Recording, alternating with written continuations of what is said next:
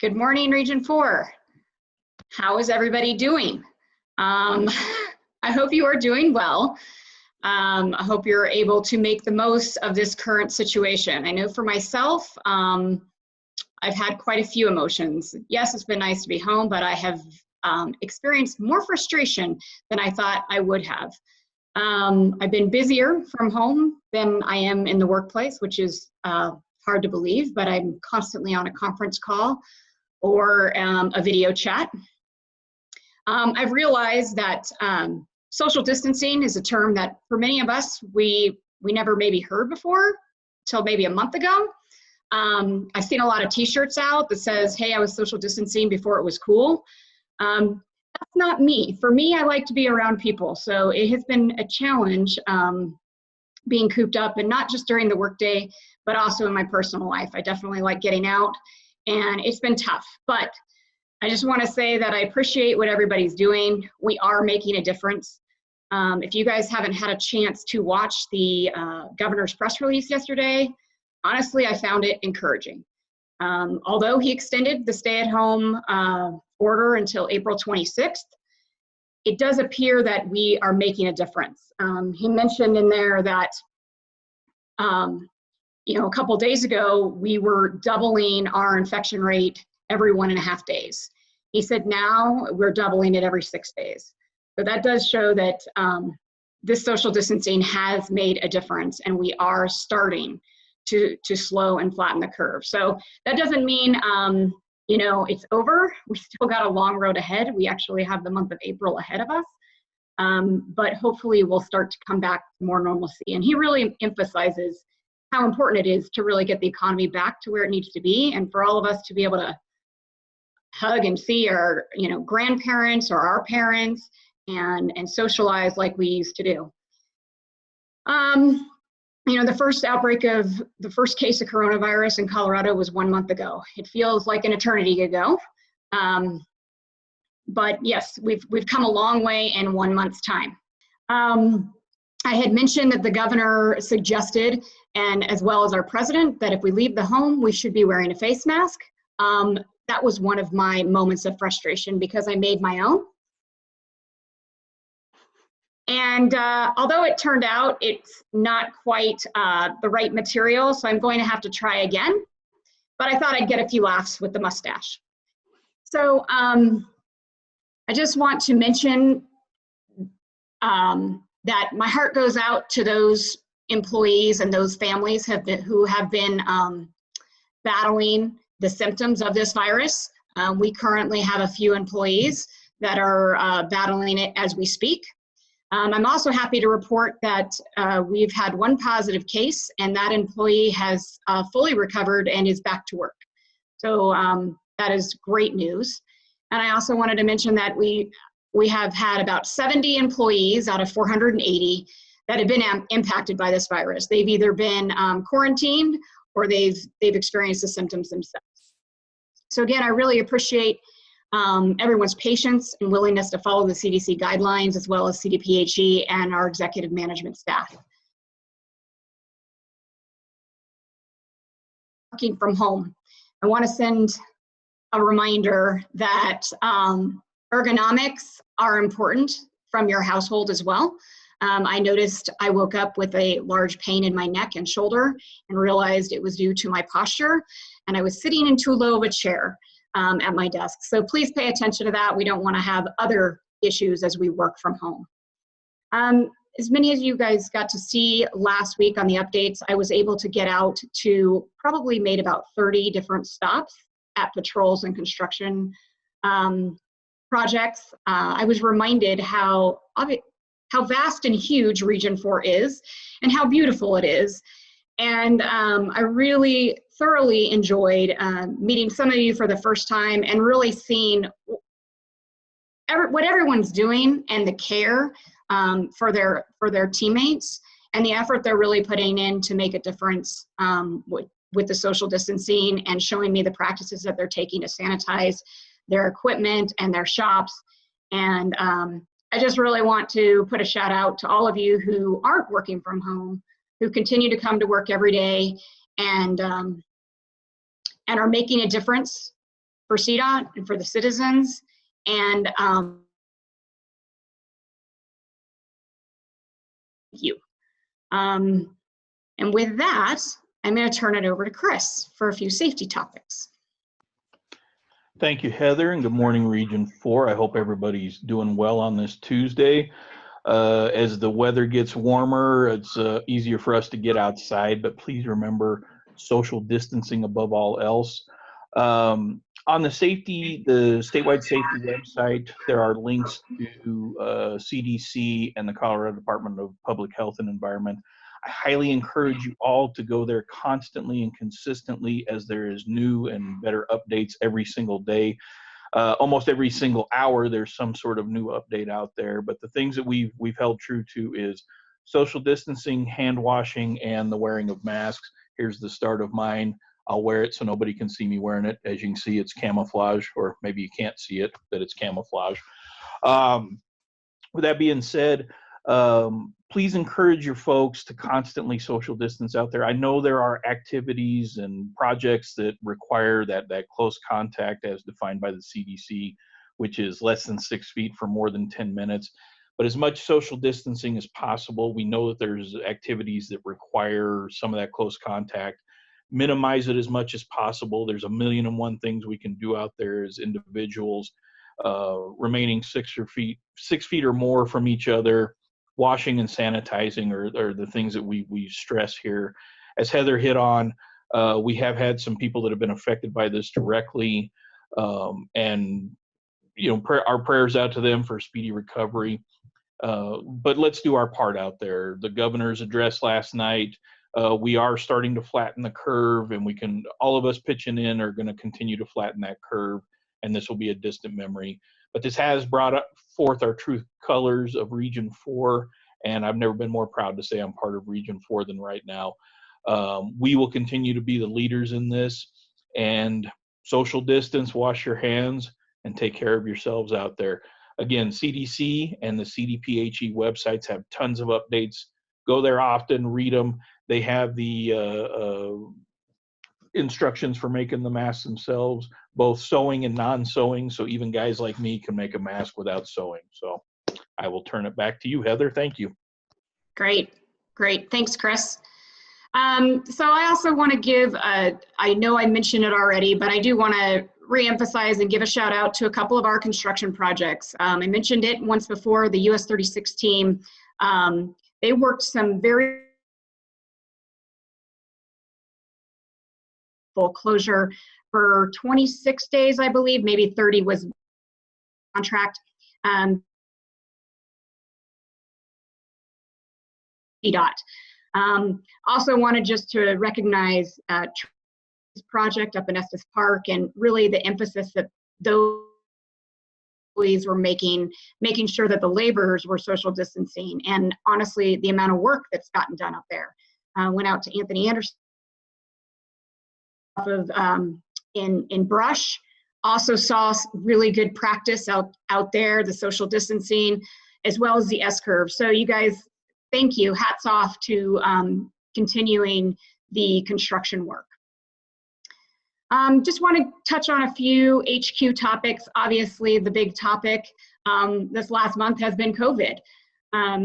But some new conversations are starting to emerge, and as you can imagine, our budget is going to be impacted by this. We don't know exactly what that looks like yet, but obviously there's definitely a reduction in gas tax revenue as well as sales tax. So, we don't get a lot of general fund dollars, but our Senate Bill 267 funds and the recent transfers have all come from the general fund. Nothing has been stated yet as to whether or not years 3 or 4 will be funded or not funded, but I do think that there's probably a high probability that there will be an impact to those funds.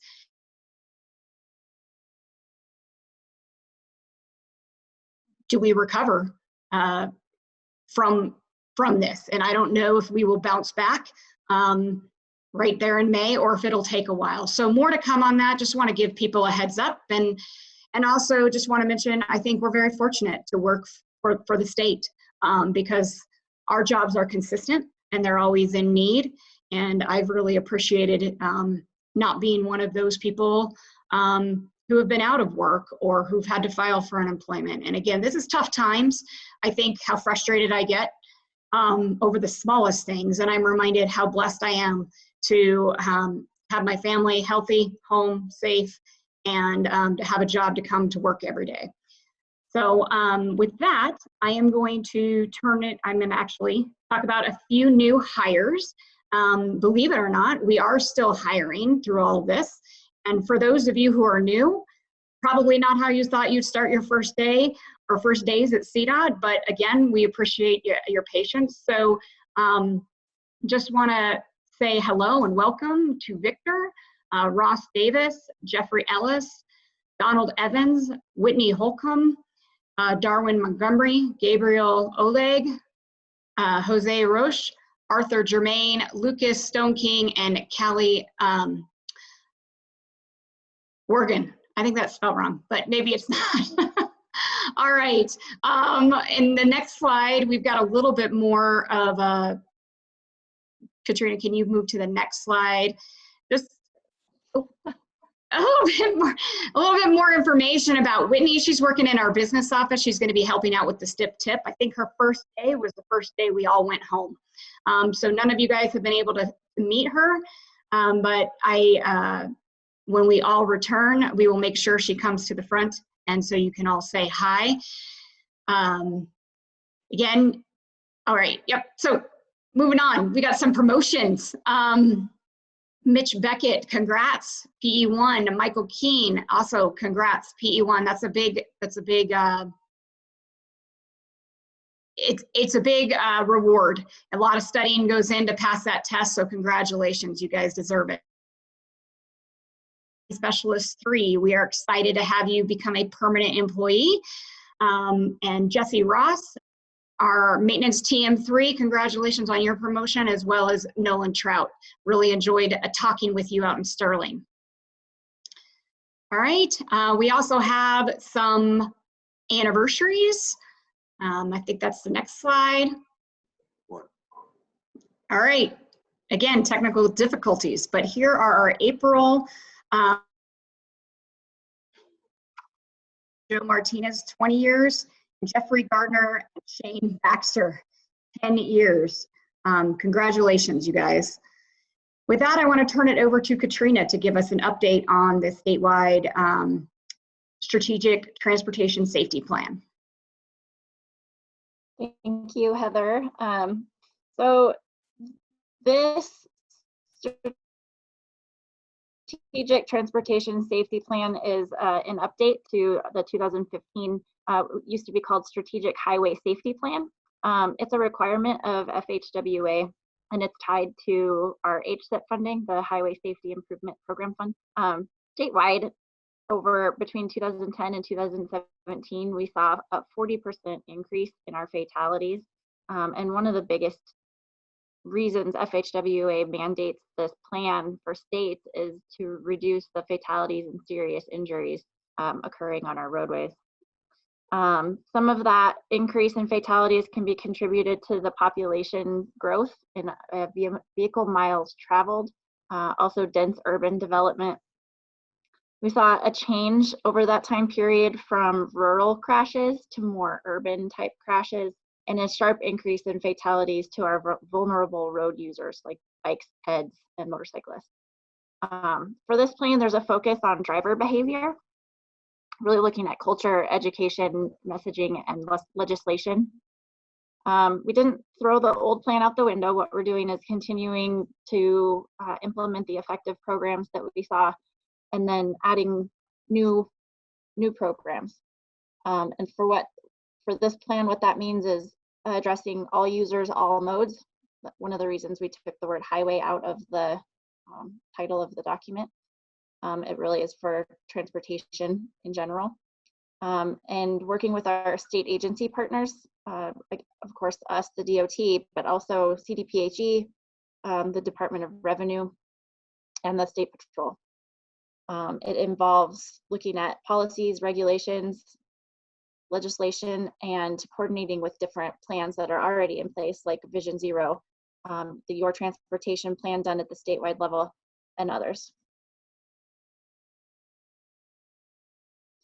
So how was this plan developed? It really involved a lot of stakeholder engagement. Staff traffic and the consultant team held 25 or more meetings with stakeholders that had over 1,000 attendees. So thank you to everybody that participated in those. We had one in Greeley that was standing room only, and we had another one later on in Evans. But the stakeholders included people from engineering, enforcement, education, legislators, public officials, the EMS, and all of them had very valuable input. So the crash trends continue to show that urban locations and vulnerable road users were sort of high on the serious injury and fatality instances. And one key takeaway from that was a major concern with what they called Wild West driving. So it's driving without seatbelts, it's driving without helmets, speeding, distracted driving. Even today, with far reduced volume on our roadways, speeding is a major factor. People are using our interstates as a raceway. And so I don't know if you've been out doing your work, you've seen the message boards recently with slow down, just trying to get people to be smart. And we identified 4 emphasis areas to really focus in on: high-risk behaviors, severe crashes, vulnerable roadway users, and the programmatic changes like legislation that we can focus on over the next 5 years and beyond.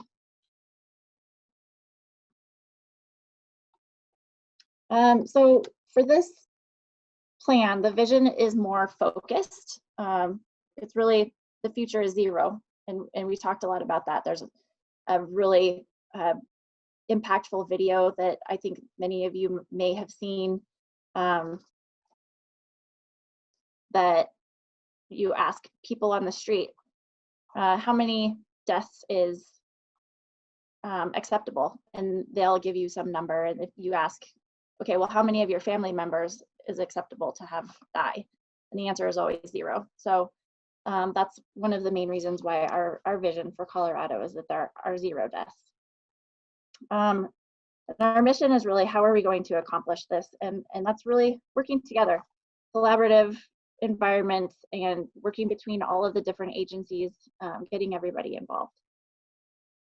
And then our performance target is to reduce the fatalities and serious injuries by 15%. So the group established 15 key strategies that result in dozens of actions by many different agencies. But one of the biggest problems with the last plan was that it had, I think, over 50 strategies, and they weren't organized by importance or what we can actually accomplish. So there are Tier 2 and Tier 3 strategies in this plan, but they're ranked in order of importance. Each one has an opportunity for people to participate.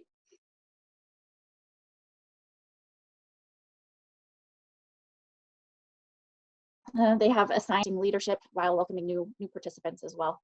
So in this chart, the solid blue is the lead agency. The blue outline is the support agency, and the orange dot is the partner agency. And each one of these strategies is in depth in the plan. So I just wanted to focus on 3 main infrastructure related strategies, and that's 1, to prioritize and promote existing effective safety toolbox strategies and implement toolbox strategies for infrastructure improvements related to safety. And the toolbox that we talk about, one of the main ones is the proven safety countermeasures that FHWA releases and adds to as different countermeasures are proven to be effective.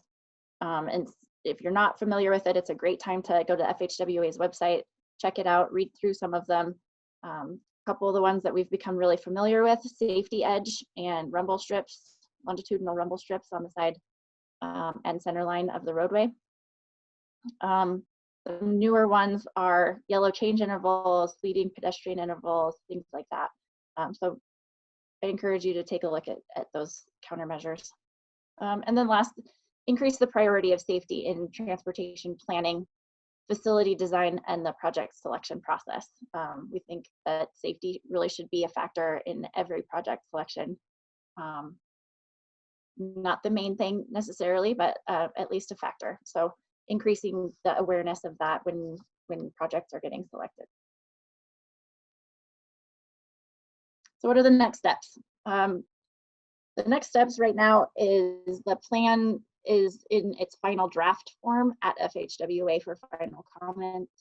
So then we would need to adopt it, and FHWA would need to approve the plan. Implementing, there's a great section in the report talking about implementation and who can do what to implement this plan. There are existing champions, there's identification of new safety champions within organizations, getting leadership involved, and really embracing the plans at the executive level. And then alignment with other plans. The graphic that you see on the screen is from the Whole System, Whole Safety initiative that CDOT has, and it really plays in well with the initiatives that we have in this safety plan as well. And then continuing coordination between all the agencies. And the key thing that was missing from the last plan that is very prevalent in this plan is evaluating progress and making sure that we're hitting those targets. And I encourage anybody that has questions to reach out to me. Great, thanks, Katrina. I appreciate that update, and I really appreciate the emphasis on safety. And I think there is so much we can do with little dollar investments to actually make a difference on our roadways.